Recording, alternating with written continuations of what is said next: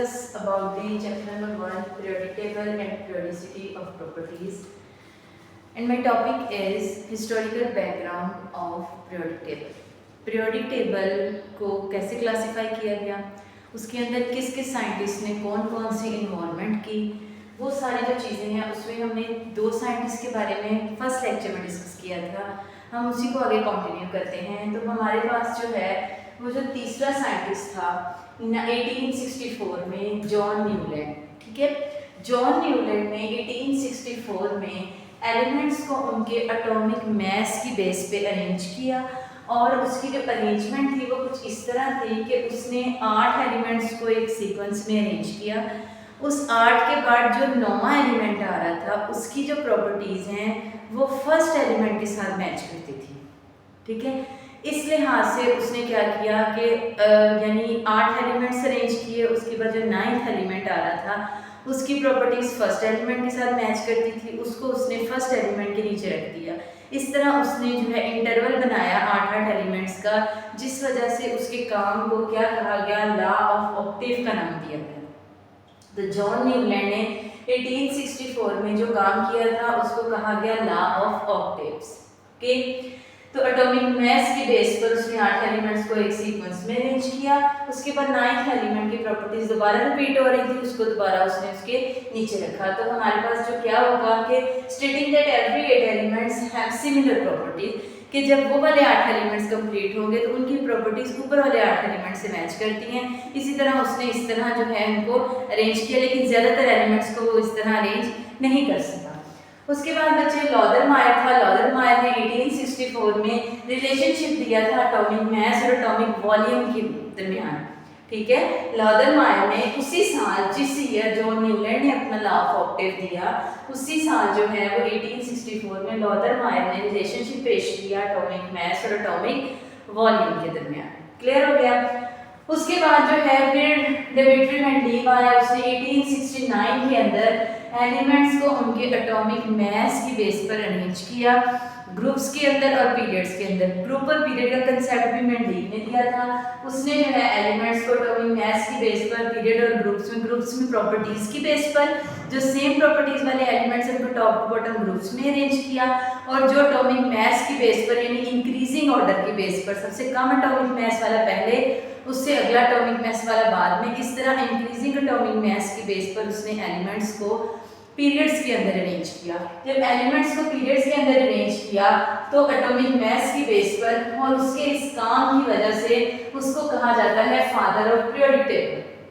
क्या कहा जाता है? Father of periodic table. Okay, उसके बाद वो कहता है कि उसके कुछ प्रॉब्लम्स क्रिएट हुए कि जब उसने एलिमेंट्स को अरेंज कर दिया, वो वाले एलिमेंट जो उस टाइम तक डिस्कवर हो चुके थे, मैक्सिमम 93 एलिमेंट डिस्कवर हो चुके थे, उन एलिमेंट्स को जब उसने एटॉमिक मास की बेस पर अरेंज किया तो एलिमेंट्स तो अरेंज हो गए, लेकिन कुछ प्रॉब्लम्स सामने आए। और प्रॉब्लम क्या थे कि कुछ ऐसे भी एलिमेंट्स थे जिनके एटॉमिक मास सेम थे।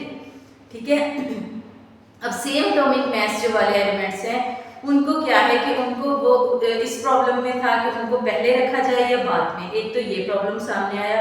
दूसरा, उसने पीरियोडिक टेबल में अनडिस्कवर्ड एलिमेंट्स के लिए कोई गैप नहीं छोड़ा, यानी अगर बाद में भी एलिमेंट्स डिस्कवर होते हैं तो उन एलिमेंट्स को पीरियोडिक टेबल में किस बेस पे रखा जाए। तो अनडिस्कवर्ड एलिमेंट्स के लिए मेंडलीव ने अपने पीरियोडिक टेबल में कोई गैप नहीं छोड़ा था, और नोबल गैसेस भी तब तक डिस्कवर अभी नहीं हुई थी। तो ये कुछ प्रॉब्लम्स थे इसके मेंडलीव के, जिसकी वजह से हम इसके काम को गलत नहीं कहेंगे, लेकिन क्योंकि उसने एक बहुत बड़ा काम किया, उसने एटॉमिक मास की बेस पर एलिमेंट्स को ग्रुप्स और पीरियड्स में अरेंज किया, जिस वजह से उसको जो है फादर ऑफ पीरियोडिक टेबल कहा जाता है। लेकिन उसमें कुछ इश्यूज आए, कुछ प्रॉब्लम्स आए, जिसकी वजह से उसके काम को आगे मजीद कंटिन्यू नहीं कर सके। फिर हेनरी मॉसले आया, उसने 1913 में क्या किया, एलिमेंट्स को उनके एटॉमिक नंबर की बेस पर अरेंज किया। ठीक है, the number of proton is atomic number and the sum of proton and neutron is called atomic mass. अब जब उसने एटॉमिक नंबर की बेस पर एलिमेंट्स को अरेंज किया तो फिर क्या हुआ, इसके काम की वजह से उसने डिफेक्ट्स जो थे मेंडलीव के टेबल के उनको भी दूर कर दिया। ठीक है, उसने अनडिस्कवर्ड एलिमेंट्स को के लिए भी गैप छोड़ा। नोबल गैसेस के लिए तो जो हमारे पास मॉडर्न पीरियोडिक टेबल आता है उसकी डेफिनेशन कुछ इस तरह होती है कि properties of elements are periodic functions of their atomic number, कि एलिमेंट्स की प्रॉपर्टीज उनके पीरियोडिक फंक्शन जो हैं वो डिपेंड करते हैं एटॉमिक नंबर के ऊपर। एटॉमिक नंबर जो है बेसिकली मेन चीज है पीरियोडिक टेबल की, मॉडर्न पीरियोडिक टेबल की। क्लियर हो गया? इस बेस पर एलिमेंट्स को अरेंज किया गया, यानी जो फर्स्ट कम से कम जो एलिमेंट का एटॉमिक नंबर है उसको पहले रखा गया, फिर उसका बाद में इस तरह पीरियड्स में लेफ्ट टू राइट एलिमेंट्स को अरेंज किया गया according to increasing atomic number. बेटा क्लियर है? उसके बाद हमारे पास क्या चीज आ जाएगी, अगर हम इसी तरह इसको लेके चलें। अब आपने यहाँ पे एक चीज को याद रखना है, अगर आपको ये थोड़ा सा कंसेप्ट भूल जाता है तो आप एक्सपोज कर लें एक चीज कि अगर हम ऐसा करें कि हम आपको जो है वो आपकी में मार्क्स के बेस पर, एक क्लास में एक टीचर एक स्टूडेंट्स को मार्क्स की बेस पर उनको जो है उनका सिटिंग प्लान बनाती है।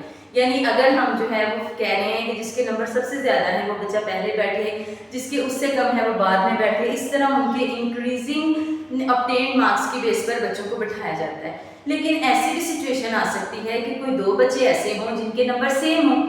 जब उनके नंबर सेम होंगे तो फिर वहाँ पे हमें क्या करना पड़ेगा, हम किस बेस पर, किस कैटेगरी की बेस पर एक बच्चे को आगे बिठाएंगे और एक को पीछे। मे बी वो बच्चे ऑब्जेक्शन करें कि हम आगे, हमारे तो नंबर सेम है, आप मुझे आगे क्यों बिठा रही हैं, उसको पीछे क्यों बिठा रही हैं। तो बच्चे यहाँ एक प्रॉब्लम क्रिएट होगी, ठीक है। तो फिर हम इस प्रॉब्लम से बचने के लिए क्या करेंगे, हम सबको रोल नंबर अलॉट करेंगे। अब जब हम सबको रोल नंबर अलॉट करेंगे तो ऐसा नहीं होगा कि हम सेम रोल नंबर दो बच्चों को अलॉट करें, ऐसा तो कभी भी नहीं होगा। रोल नंबर 1 एक ही बच्चे का होगा, रोल नंबर 2 दूसरे बच्चे का होगा। फिर हमें उनको सिटिंग प्लान बनाने में प्रॉब्लम क्रिएट नहीं होगी, हम आसानी से उनका सिटिंग प्लान बना सकते हैं। सेम इसी तरह बच्चे जो स्टूडेंट्स के ऑब्टेन मार्क्स हैं, जो मैंने आपको एग्जांपल दी है उसमें जो स्टूडेंट्स के ऑब्टेन मार्क्स हैं वो एलिमेंट्स की एटॉमिक मास है, ठीक है, जो प्रॉब्लम क्रिएट कर रहा था, क्योंकि कुछ एलिमेंट्स के सेम एटॉमिक मास भी आ रहे थे और जो उनकी रोल नंबर हमने अलॉट